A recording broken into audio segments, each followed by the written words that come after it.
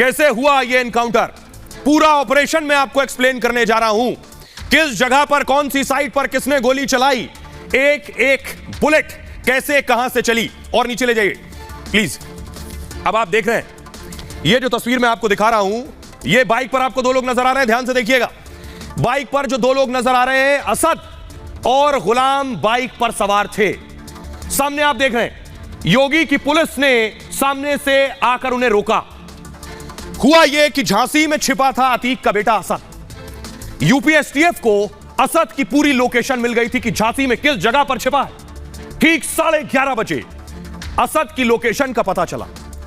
असद के साथ शूटर गुलाम भी मौजूद था, देख रहे हैं आप। असद और गुलाम एक साथ बाइक पर सवार थे। झांसी के परीक्षा डैम इलाके में ये दोनों छिपे हुए थे। और इनपुट मिलने के बाद एसटीएफ ने एक प्लान बनाया, और इस प्लान बनाने के साथ ही देखिए उसके आगे क्या हुआ। यह है प्लान के बाद 12 बजे एसटीएफ की टीम ने असद को पूरी तरह से घेर लिया।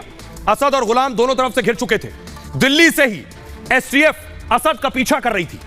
असद बार बार अपनी लोकेशन बदल रहा था, 7-8 ठिकाने बदल चुका था, लेकिन एसटीएफ झांसी में एसटीएफ ने दोनों को घेर लिया। यूपी एसटीएफ ने कहा, 3 बार कहा असद से कि तुम सरेंडर कर दो तो जान बच जाएगी, लेकिन उसके बाद देखिए अतीक के बेटे असद ने पुलिस पर फायरिंग शुरू कर दी। यूपी एसटीएफ ने फायरिंग का जवाब देना शुरू कर दिया। करीब 23 मिनट तक दोनों तरफ से फायरिंग होती रही। परीक्षा डैम इलाके में 40 राउंड गोलियां चली हैं, थोड़ी बहुत नहीं, 40 राउंड गोलियां चली हैं। असद के साथ गुलाम भी फायरिंग कर रहा था पुलिस के ऊपर। और इस फायरिंग के बाद यह हुआ, ये जो तस्वीर आप देख रहे हैं, बाइक पलट गई, असद भी जमीन पर पड़ा था और गुलाम भी। दोपहर 12:30 बजे मुठभेड़ में असद ढेर हो गया था।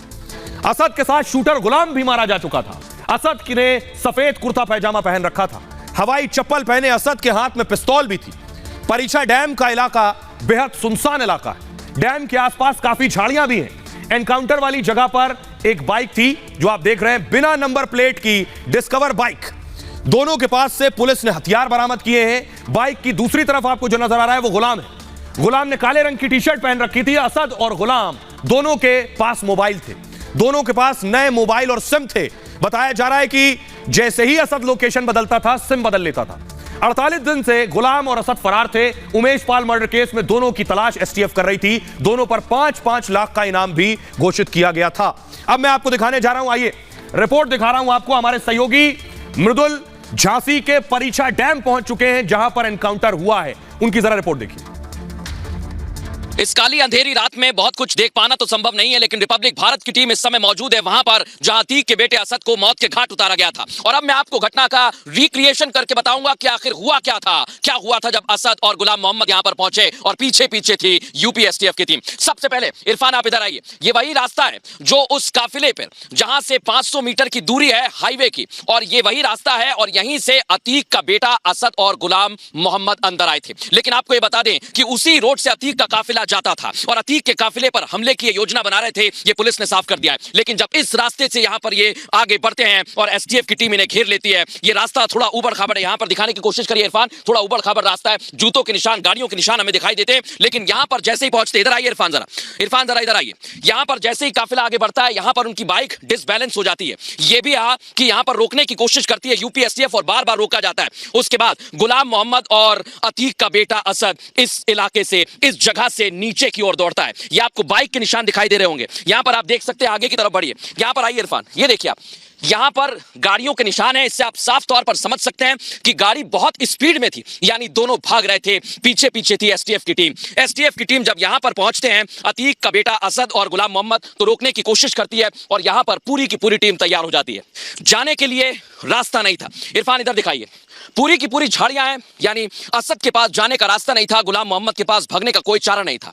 फिर टीम कहती है कि सरेंडर कर दो, लेकिन दोनों सरेंडर के लिए नहीं माने और जवाबी फायरिंग करने लगे। लेकिन फायरिंग के बाद वहां से, यहां पर आप देखिए कुछ मीटर की दूरी है, यहां से जोरदार फायर होता है। यहां से करीब 40 राउंड फायर किए गए हैं और यह पूरा का पूरा इलाका सन्नाटा है। सन्नाटा इसलिए अभी आपको सुनाई दे रहा होगा क्योंकि सारे खोखे यहां से बीन लिए गए हैं, यानी टीम लेकर गई है। लेकिन जब रोका गया था तो अतीक का बेटा असद और गुलाम मोहम्मद यहां से फायरिंग करते हैं और फिर उनका हश्र क्या होता है मैं आपको दिखाने वाला हूं, क्योंकि 40 राउंड जब फायर होते हैं तो हश्र क्या होता है। इरफान इधर आइए, ये आप देख सकते हैं, ये खून के धब्बे आपको बता रहे होंगे, समझ में आ रहे होंगे कि ये घटना घटी जरूर है, लेकिन कैसे पूरी की पूरी घटना को अंजाम दिया गया है। आइए, तो आपने मृदुल की रिपोर्ट देखी जो ग्राउंड जीरो पर पहुंच चुके हैं। इसके बाद की कहानी मैं आपको बताता हूं। एनकाउंटर हो गया, असद की बॉडी वहां पड़ी थी, उसके बाद उसकी बॉडी को उठाया गया और गुलाम की बॉडी, ये आप देख रहे हैं, ये असद को उठाया गया, ये आप देख रहे हैं, असद को उठाया, पुलिस मौजूद थी वहां, आप देख रहे हैं, एम्बुलेंस मंगाई गई और वहां उसके बाद ये असद सफेद कपड़ों में जो नजर आ रहा है एम्बुलेंस में रखी गई इसकी बॉडी, और उसके बाद गुलाम की बॉडी भी एम्बुलेंस में रखी गई और दोनों की बॉडी को नजदीकी अस्पताल ले जाएगा। अगली तस्वीर दिखाई, एक और तस्वीर है, ये आप एम्बुलेंस देख रहे हैं, एम्बुलेंस फौरन अस्पताल पहुंची जहां इसका पोस्टमार्टम हुआ। ये उस अस्पताल की तस्वीर मैं आपको दिखा रहा हूं। एनकाउंटर के बाद अस्पताल लाया गया और अस्पताल में दोनों का पोस्टमार्टम कराया गया। कहां पोस्टमार्टम हुआ यह आपको बताऊंगा, जिसमें गुलाम और असद दोनों शामिल हैं। पोस्टमार्टम झांसी में हुआ है, दोनों की डेड बॉडीज आप देख रहे हैं। झांसी मेडिकल कॉलेज में असद का पोस्टमार्टम हुआ। पोस्टमार्टम के लिए 2 डॉक्टर्स का पैनल था। पोस्टमार्टम प्रक्रिया की पूरी वीडियोग्राफी की गई है। असद के साथ ही गुलाम का भी पोस्टमार्टम किया गया है। पोस्टमार्टम के बाद बॉडी सौंप दी जाएगी और असद के नाना और मौसा शव लेने जाएंगे। दोनों का कोई आपराधिक रिकॉर्ड नहीं है फिलहाल, और इस वजह से नाना को और उनके रिश्तेदारों को यह शव सौंप दिया जाएगा। इतना ही नहीं, असद जब एनकाउंटर के दौरान असद ने गोली चलाई तो असद के हाथ में पिस्तौल थी। वो पिस्तौल मैं आपको दिखाने जा रहा हूं, ये आप देख रहे हैं, ये असद का हाथ है और ये पिस्तौल जो आप देख रहे हैं ये असद के हाथ में पिस्तौल थी।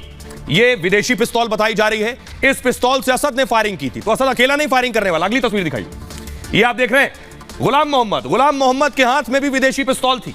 दोनों ने फायरिंग की है पुलिस के ऊपर। ये विदेशी पिस्तौल कौन सी, अगली तस्वीर दिखाई जरा, ये आप देख रहे हैं, ये है वो पिस्तौल जो गुलाम के पास थी। यह ब्रिटिश बुलडॉग, इस पिस्तौल का नाम है ब्रिटिश बुलडॉग, और इस पिस्तौल से गुलाम ने गोली चलाई। दूसरी पिस्तौल दिखाइए जो असद के पास थी। असद के पास ये पिस्तौल थी, ये वो पहली वाली रिवॉल्वर, ये पिस्टल है, ये वॉल्थर पिस्टल है। ये अत्याधुनिक पिस्तौल कहां से आई, कौन सी है, कितनी महंगी पिस्तौल है, कैसे विदेशी हथियार इनके पास आते थे, ये मैं आपको बताता हूं। देखिए जरा, ये आप देख रहे हैं, ये है वॉल्थर P88 पिस्टल। मुठभेड़ की जगह से वॉल्थर P88 बरामद हुई। डॉन के बेटे असद के हाथ में वॉल्थर P88 पिस्टल थी। वॉल्थर P88 पिस्टल जर्मनी में बनाई गई थी, यानी मेड इन जर्मनी पिस्टल है। वॉल्थर P88 की रेंज 60 मीटर होती है। पिस्टल में 15 राउंड वाली बॉक्स मैगजीन लगती है। P88 में एक सेमी ऑटोमेटिक पिस्टल है। सेमी ऑटोमेटिक का मतलब है जब आप फायर करेंगे तो हर बार आपको इसे लोड करना पड़ेगा, उसके बाद आप फायर कर सकते हैं। ऑटोमेटिक पिस्टल जो होती है उसे आपको बार बार लोड नहीं करना पड़ता, एक बार में आप एक साथ फायर कर सकते हैं। लेकिन सेमी ऑटोमेटिक ज्यादा पसंद की जाती है। ऑटोमेटिक में खुद से फायर का खतरा ज्यादा होता है, ऐसे में पिस्टल खुद को ही नुकसान पहुंचा सकती है। वॉल्थर P88 पिस्टल साल 2000 में बंद कर दी गई थी। गुलाम के पास रिवॉल्वर थी ये वाली। वॉल्थर P88 पिस्टल 2000 में बंद की गई और गुलाम की जो रिवॉल्वर है, इसी रिवॉल्वर से फायरिंग कर रहा था गुलाम। 1872 में बुलडॉग रिवॉल्वर लॉन्च हुई थी और इंग्लैंड में फिलिप वेबले एंड सन्स ने बनाई थी। ये बुलडॉग को पॉकेट रिवॉल्वर भी कहते हैं, छोटी होती है, आसानी से जेब में आ जाती है। साइज इतना छोटा होता है कि आप इसे जेब में रख सकते हैं। बुलडॉग एक डबल एक्शन रिवॉल्वर होती है और इस रिवॉल्वर की रेंज 18 मीटर के करीब है। 5 राउंड का घूमने वाला इसमें सिलेंडर भी लगा होता है, मतलब एक बार में 5 बार इससे गोलियां चलाई जा सकती हैं। 1872 से 1900 तक बुलडॉग का उत्पादन हुआ और अब इस रिवॉल्वर को कंपनी नहीं बना रही है। तो यह अत्याधुनिक पिस्टल इनके पास थी।